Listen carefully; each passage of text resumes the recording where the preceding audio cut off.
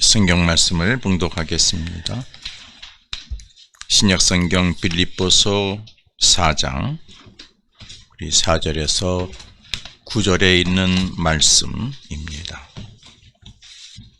제가 말씀을 봉독할 때 여러분들께서도 마음으로 성경을 봉독하시면서 하나님께서 말씀을 통해 주시는 은혜를 누리시게 되기를 바랍니다. 주 안에서 항상 기뻐하라. 내가 다시 말하노니 기뻐하라.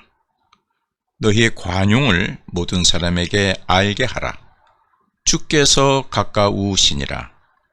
아무것도 염려하지 말고 다만 모든 일에 기도와 간구로 너희 구할 것을 감사함으로 하나님께 아뢰라.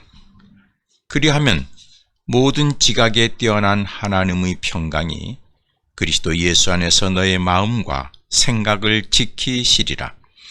끝으로 형제들아, 무엇에든지 참되며 무엇에든지 경건하며 무엇에든지 정결하며 무엇에든지 사랑받을 만하며 무엇에든지 칭찬받을 만하며 무슨 덕이 있든지 무슨 기림이 있든지 이것들을 생각하라. 너희는 내게 배우고 받고 듣고 본 바를 행하라. 그리하면 평강의 하나님이 너희와 함께 계시리라. 아멘. 할렐루야. 네, 오늘도 우리 기도 초소에서 모여서 예배드리는 여러분, 그리고 또 가정에서 제단을 쌓고 하나님께 예배드리는 교우 여러분, 여러분에게 하나님의 크신 은혜와 은총과 복으로 오늘 충만케 임하시기를 간절히 기원합니다. 오늘은 본문을 중심으로 해서 하나님의 평강을 누리기 위해 해야 할 것이라는 제목으로 말씀을 증거합니다. 오늘은 대림절 셋째 주일입니다. 다음 주 대림절 넷째 주일이 지나면은 우리가 성탄절을 맞이하게 됩니다. 성탄절은 메시아의 탄생을 축하하는 날이죠. 메시아는 히브리어고 히라보로 말하면은 그리스도, 우리나라 구원주, 구주 이렇게 되겠습니다. 그리스도의 오심을 기다리는 대림절. 지난주는 바울이 그리스도의 몸인 교회가 해야 할 것이 뭐냐에 대해서 우리가 말씀을 증거했는데, 오늘은 예수님을 따르는 그리스도인이 이 대림절 셋째 주일에 어떻게 해야 할 것인가 하는 관점에서 말씀을 증거할 때에 바울은 하나님의 평강이라고 하는 주제로 우리 그리스도인은 하나님의 평강을 꼭 받아야 된다. 하나님의 평강을 누리는 삶을 살아야 된다. 그러기 위해서는 우리가 해야 할 것이 무엇인가에 대해서 오늘 본문에서 말씀하고 있습니다. 몇 개 이겠습니다. 오늘날 현자들이 솔로몬 왕을 찾아와서 솔로몬 왕에게 질문을 했습니다. 왕이요, 하늘로부터 내려오는 복 중에서 가장 큰 복이 무엇입니까? 그러니까 솔로몬 왕이 대답을 했습니다. 그러자 그 현자들이 솔로몬 왕에게 또 물었습니다. 왜 평강이라고 생각하십니까? 솔로몬 왕이 대답하기를, 생각해 보시오. 아무리 많은 것을 가졌어도, 아무리 많은 것을 배웠어도, 아무리 많은 명예가 있어도 편안하지 않으면 아무것도 아니요. 대답했습니다. 바른 대답이라고 생각을 합니다. 여러분, 우리가 내 육체가 튼튼하고 돈을 아무리 많이 벌었어도 세상에서 지위가 아무리 높아도 마음에 평안이 없으면, 평강이 없으면 죽을 맛의 삶이죠. 살만 나는 삶이 아니라 죽을 맛 나는 삶이죠. 하늘에서 오는 복 가운데 가장 큰 복은 평강이다 그랬습니다. 성경에서도 그렇게 말씀하고 있습니다. 시편 128편에 있는 말씀에 이렇게 말씀했어요. 제가 읽어보겠습니다. 여호와를 경외하는 자는 이같이 복을 얻으리로다. 여호와께서 시온에서, 여러분 시온에서, 하늘에서, 거룩한 곳에서 복을 주시는데 너는 평생에 예루살렘의 번영을 보고 내 자식의 자식을 보고, 그리고 마지막 중요한 것은 것이다. 이스라엘에게 평강이 있을 것이다.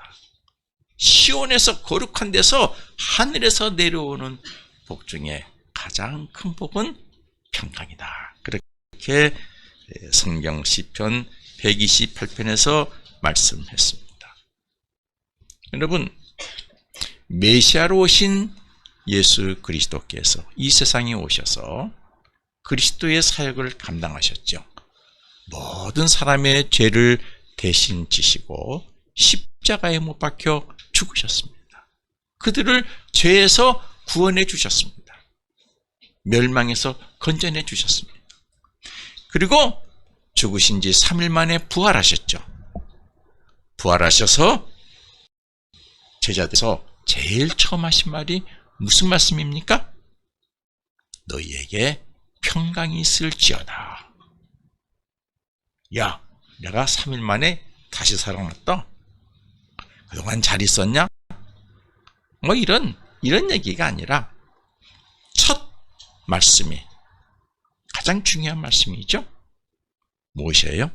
너희에게 평강이 있을지어다. 요한복음 20장 9절에 있는 말씀입니다. 이처럼 하나님의 평강은 시온에서 내려오는 복, 이 평강은 위로부터 오는 복 중에서 가장 큰 복입니다. 그러므로 그리스도의 몸인 교회와 그리스도의 삶을 이어가는 그리스도인은 이 하나님의 평강을 추구해야 합니다. 그리고 이 하나님의 평강을 누려야 합니다.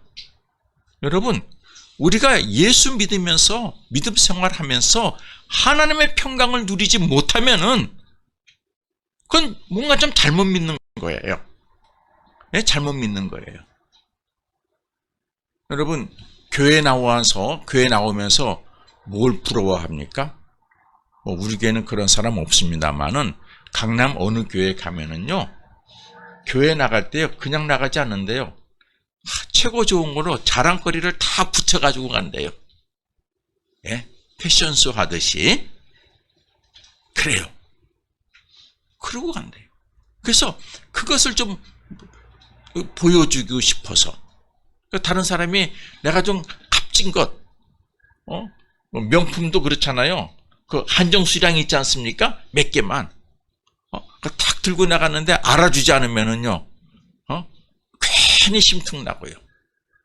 여러분, 우리가 예수 믿으면서 믿음 생활하면서 교회 생활하면서 여러분들이 가장 추구해야 될 것이 뭔 줄 아세요?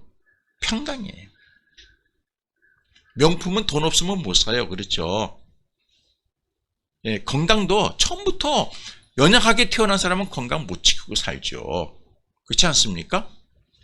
형편이 어려워서 배우지 못했으면은 학벌이 없을 수도 있어요.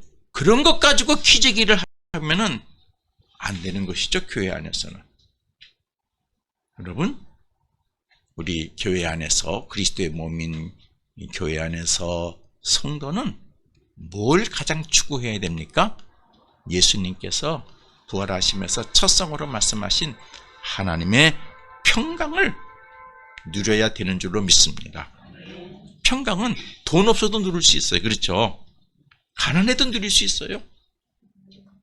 내가 몸이 아파가지고 장애가 와서 정말 병중에 고통이 있어도 우리는 하나님이 주신 평강을 누릴 수 있는 줄로 믿습니다. 이 평강을 가지고 있어야 돼요. 얼굴에 평강이 써 있어야 돼요. 그런 삶을 통해서 하나님께 영광을 올려드려야 되는 줄로 믿습니다. 바울은 오늘 본문을 통해서 빌립보 교인들에게 그리스도인이 하나님의 평강을 해야 할 것 세 가지를 얘기했어요. 첫 번째는 기쁨이다. 기쁨이 있어야 평강을 누린다. 두 번째는 관용이 있어야 된다. 세 번째는 기도가 있어야 된다. 이렇게 얘기를 했어요. 그런데 기쁨도 그 앞에 조건이 있어요. 관용도 그 앞에 조건이 있어요. 그리고 기도도 그 앞에 조건이 있어요. 이 조건들을 여러분 잘 오늘 말씀을 통해서 마음속에 새기시기를 바랍니다. 무조건 기쁨이 아니에요. 무조건 관용이 아니고 무조건 기도가 아닙니다. 첫 번째, 기쁨. 하나님의 평강을 누리려면은 뭐라 그래? 주 안에서 기뻐하라. 주 안에서 기뻐하라. 기쁨에 대한 조건이죠. 주 안에서. 이 주 안에서를 헬라어 엔 큐리오. 이 큐리오라고 하는 건 주인, 주라는 뜻이고 엔 큐리오. 요거를 좀 의역하면은 주님 때문에 그래. 주님 때문에 기뻐하라. 좋은 일이 있어도 주님 때문에 기뻐하라. 어려운 일이 있어도 주님 때문에 기뻐할 수 있어야 된다.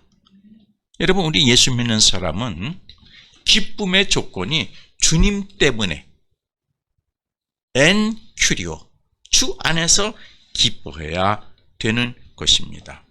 그러면은 우리가 주 안에서 주님 때문에 항상 기뻐할 수 있는 근거는 무엇이죠? 첫 번째, 그것은 우리가 죄인이었을 때 예수님이 우리를 죄에서 건져내 주셔서 하나님의 자녀가 되게 해주셨어요.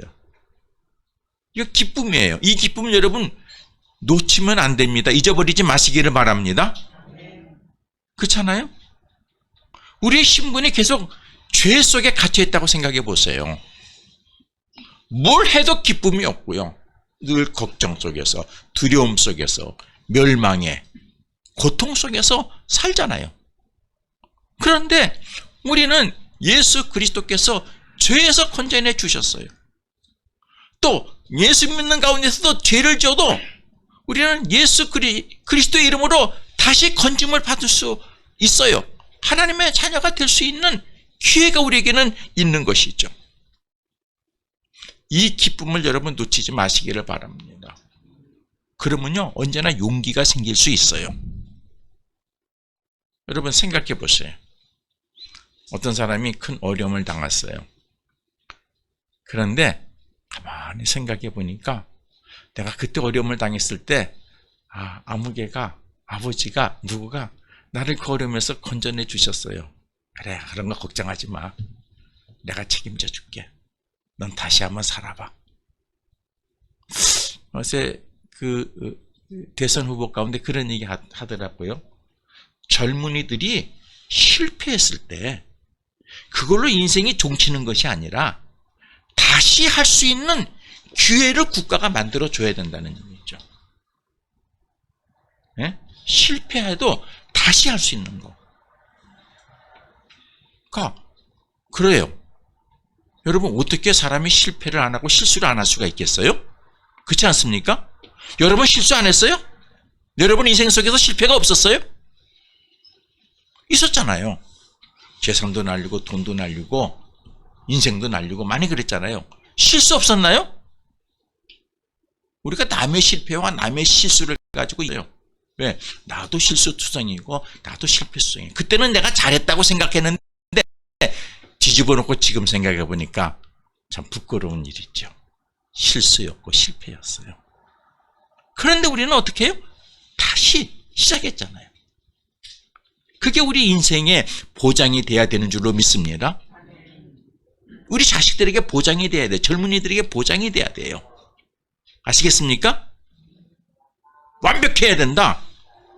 아니, 그거는 인간은 기본적으로 실수하게 되어 있어요.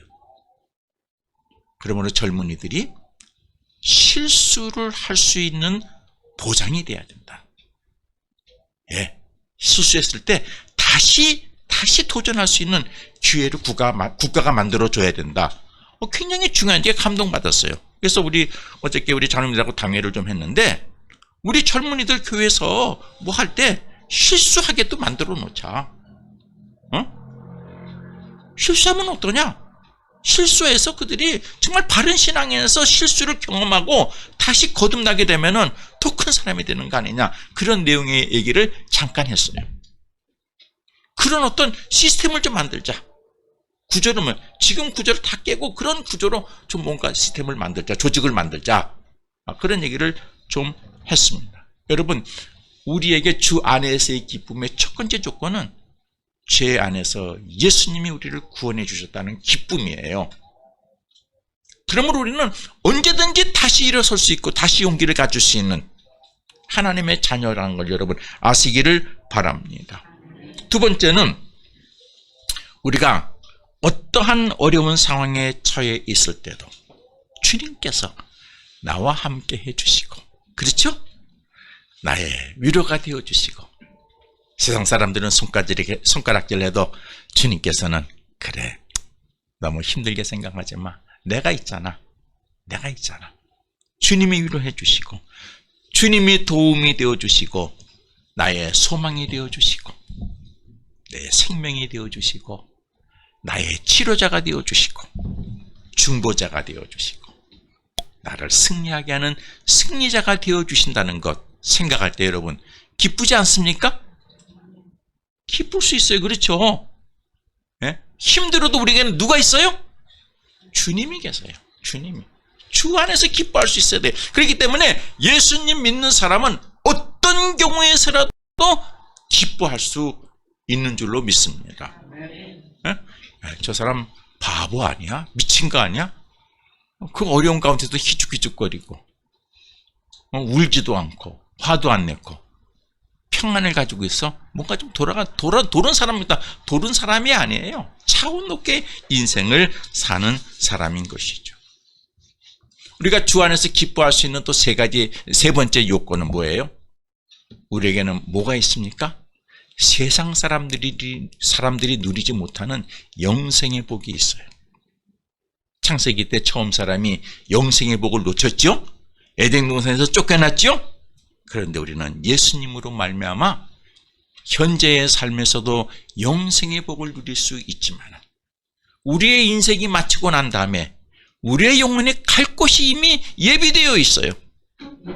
얼마나 편안해요, 여러분? 난 우리 해림교회 교인들은 복이 있는 줄 압니다. 왜? 우리의 영혼은 하나님 나라에 다 처소가 예비되어 있고, 우리의 육신도 갈 곳이 마련되어 있잖아요. 그렇죠? 내가 걱정이 없어, 제가.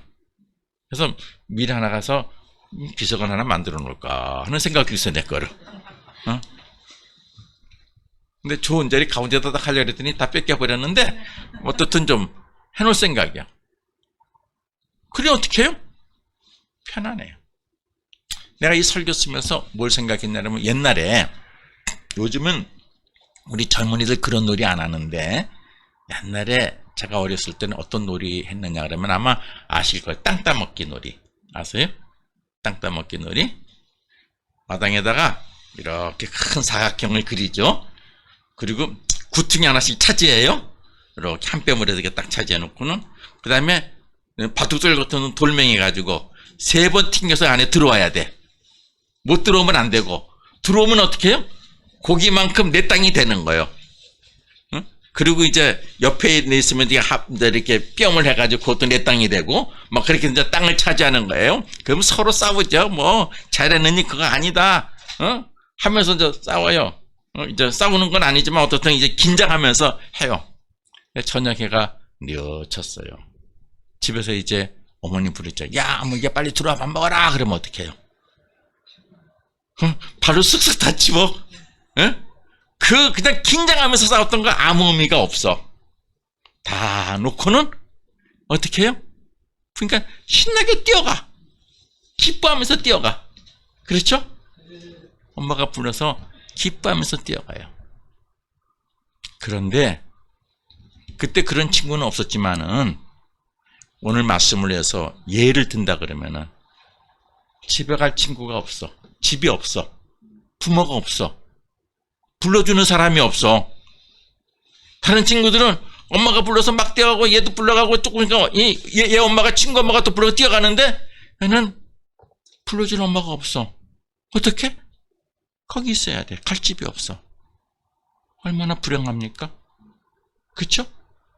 여러분, 나 이거 오늘 설교 준비하면서 이게 인생사구나. 인생사구나. 지금 여러분들 열심히 땅 따먹기 노력하고 있잖아요. 하다가 마지막 날 하나님이 부르실 때 어떻게 우리는 싹 지우고 그러고 달려가는 거예요.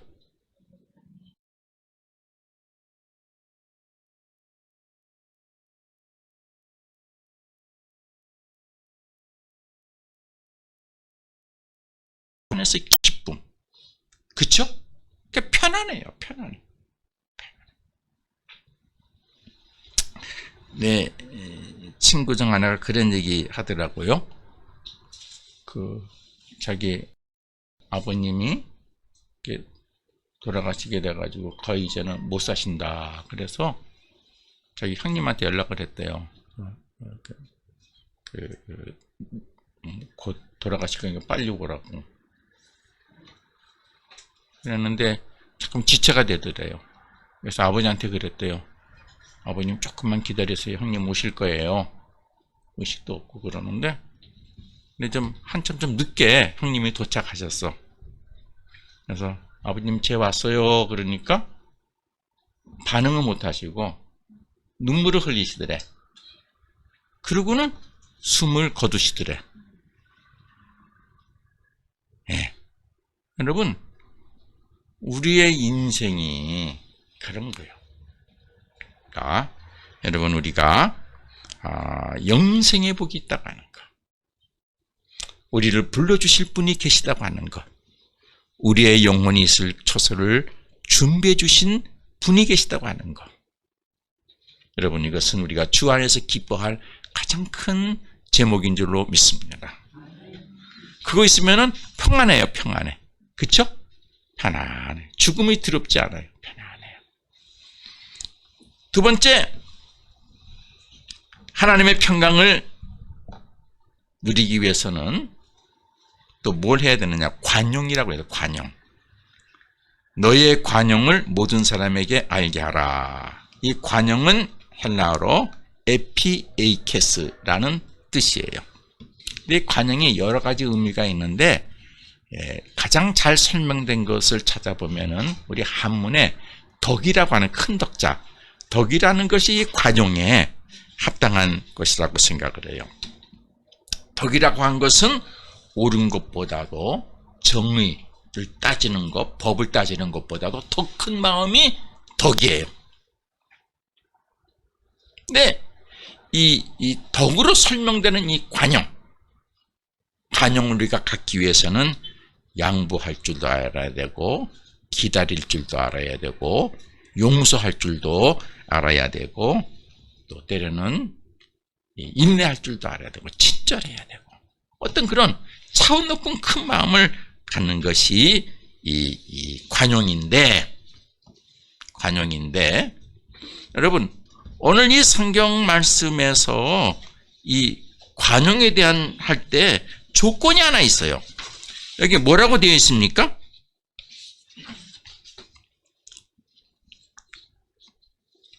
이게 뭐라고 되어 있어요? 관용. 한번 여러분들 읽어보시기를 바랍니다. 잘 안 들려요?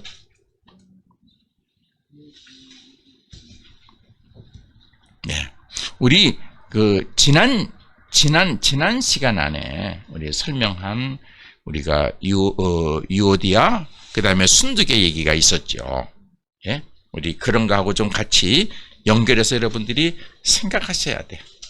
너희들이 서로 관용할 줄 알아야 된다. 관용할 줄 알아야 된다. 품을 줄 알아야 된다. 이제 그런 뜻이 되겠어요. 부모는 자식을 관용으로 키워야 돼요. 아시겠습니까? 부모가 자식을 위해서 울타리를 크게 그려놓으면은 자식이 큰 사람이 됩니다. 그러니까 부모가 자식의 삶의 울타리를 요만큼 그려놓고 요게 둘대에서 벗어나면 왜 그러니? 여기로 벗어나면 왜 그러니? 빨리 요 안에 들어와라. 그러면 자식이 작은 인물이 돼요. 크게 잘못하지 않으면은 울타리를 크게 그려놓고 그 안에서 자유롭게 뛰어놀게 만들어야 돼. 기다릴 줄도 알아야 되고, 예? 이해할 줄도 알아야 되고. 이게 관용이에요.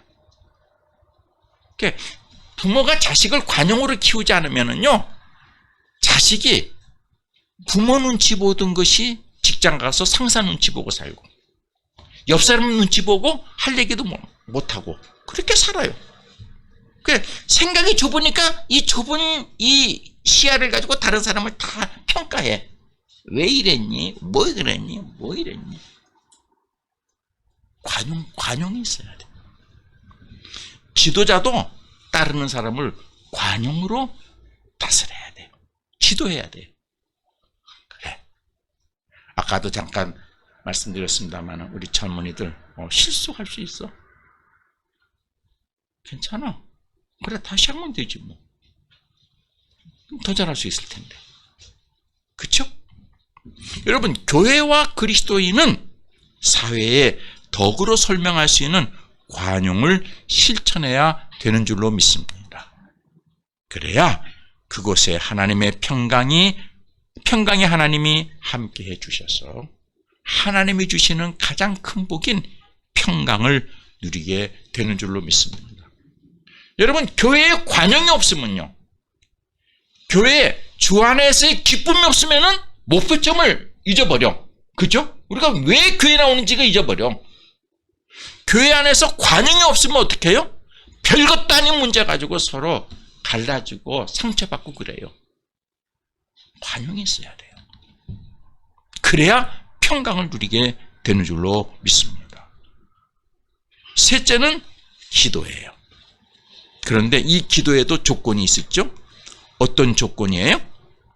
염려할 일이 있을 때 모든 일을 감사함으로 기도하라. 재밌어요? 기도하는데 조건이 뭐예요? 염려할 일이 있을 때 상황이 어떤 방법으로? 감사함으로. 맞지 않잖아요. 그렇죠? 맞지 않아요. 이게 어떻게 해석할 수 있겠어요? 여러분, 염려할 일이 있을 때 그건 뭐예요? 염려. 평강이 상실된 것이 염려죠. 그렇죠? 내 안에서 평안이 상실된 것이 염려요. 그러니까 하나님의 평강을 잃어버리고 있을 때, 하나님의 평강이 손상당할 때, 하나님의 평강이 공격을 받을 때 어떻게 하라고요? 기도하라 그랬어요. 근데 어떻게 기도하라? 감사함으로 기도하라. 왜요? 평강이 상실되었을 때 우리가 어떻게 감사함으로 기도할 수 있어요? 그것은 우리가 누구에게 기도합니까? 하나님에게. 우리의 기도를 받으시는 하나님은 어떤 분이세요? 전능하시고 창조주이신 하나님이시기 때문에 그렇습니다. 아시겠습니까? 여러분, 아버지가 재벌이야.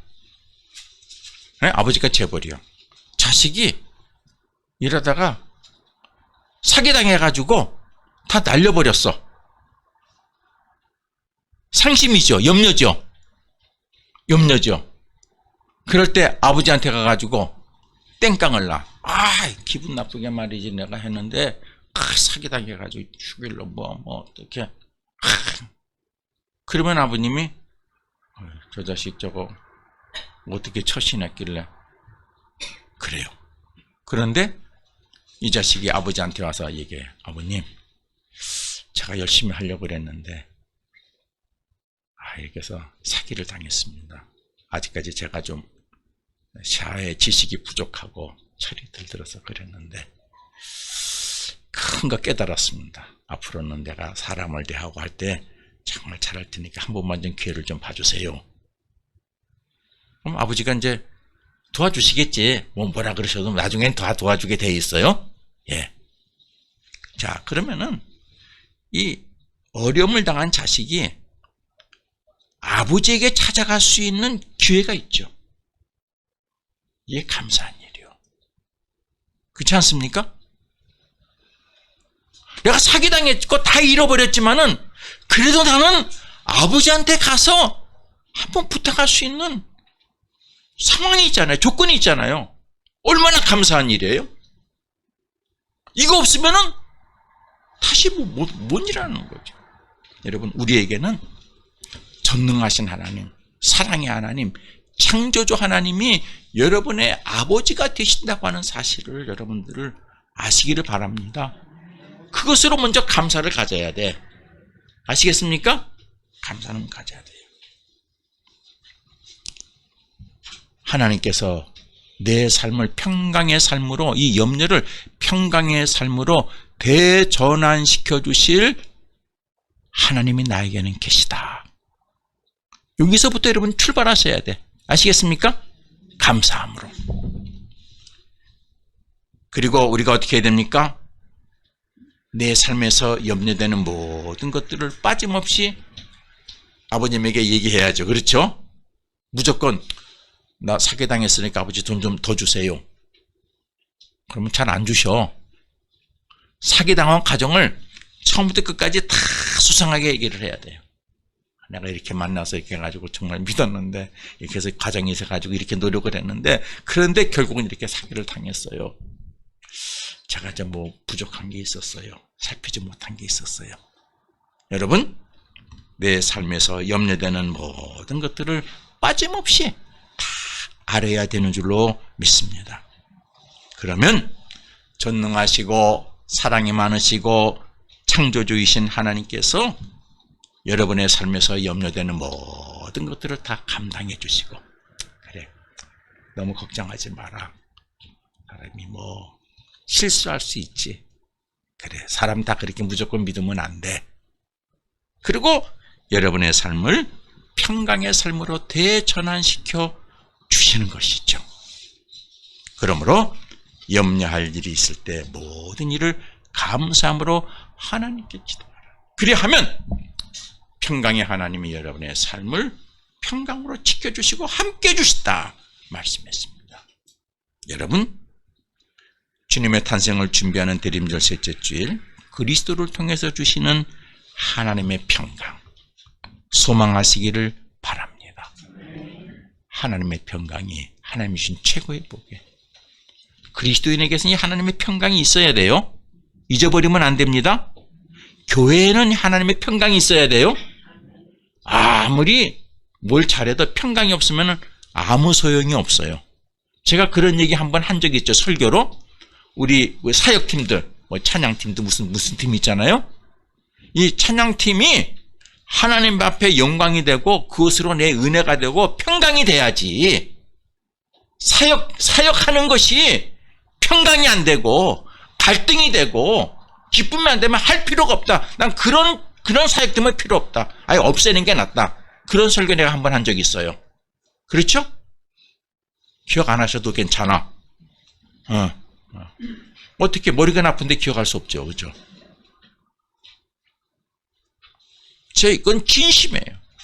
난 어떤 조직이든지 어떤 기관이든지 어떤 사역팀이든지 그것이 하나님께 영광이 되고 내게 은혜가 되고 평강이 되고 하나님의 이름을 높여드리는 것이 되지 않으면은 있을 필요가 없어요. 네? 있을 필요가 없어요. 그건 과감하게 없애야 돼요. 그런 용기가 교회에 있어야 될 줄로 믿습니다. 그렇죠? 네, 여러분, 사도 바울을 통해 하나님의 평강을 우리가 누리기 위해서 노력해야 됩니다. 주 안에서 기뻐하시기를 바랍니다. 언제나. 그리고 여러분의 관용을 남에게 보여주시기를 바랍니다. 그럼 평강이 옵니다.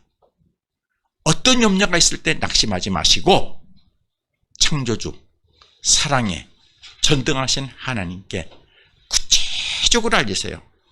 어떤 사람 그러죠? 하나님 다 아시니까 빨리 좀 도와주세요. 아니요.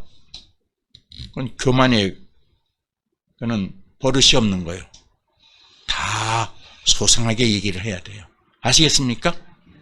눈물 콧물 흘리면서 자신의 잘못까지도 다 얘기해서 아뢰면은 평강의 하나님께서 여러분의 인생을 평강의 삶으로, 염려가 지나가고 평강의 삶으로 되전환시켜 주시는 그런 복이 임하게 될 것입니다. 이런 은혜가 우리 대림절 셋째 주일 오늘 여러분들이 누리시는 하나님의 은혜와 복이 되기를 바랍니다. 기도하겠습니다. 하나님 아버지, 대림절 셋째 주일 만왕의 왕 평강의 주로 오시는 그리스도를 기다리는 주일입니다. 사도 바울이 빌립보 교회를 통해서 가르쳐 주신 말씀, 오늘 우리가 하나님의 말씀으로 듣습니다. 우리에게 은혜를 더해 주셔서 주 안에서 기뻐하게 해 주시고 우리의 관용을 많은 사람들에게 보이게 해 주시고 우리가 염려함이 있을 때 낙심하지 아니하고 내 인생을 지켜주시고 다시 시작하게 해주시는 하나님이 계심을 감사하며 모든 것들을 아뢰고 그래서 하나님의 평강이 우리를 다시 복되게 하시는 그 은혜를 누리는 우리의 삶이 되게 하여 주옵소서. 이 은혜가 교회 위에 성도들 위에 충만케 하여 주옵소서. 예수 그리스도의 이름으로 기도드립니다. 아멘.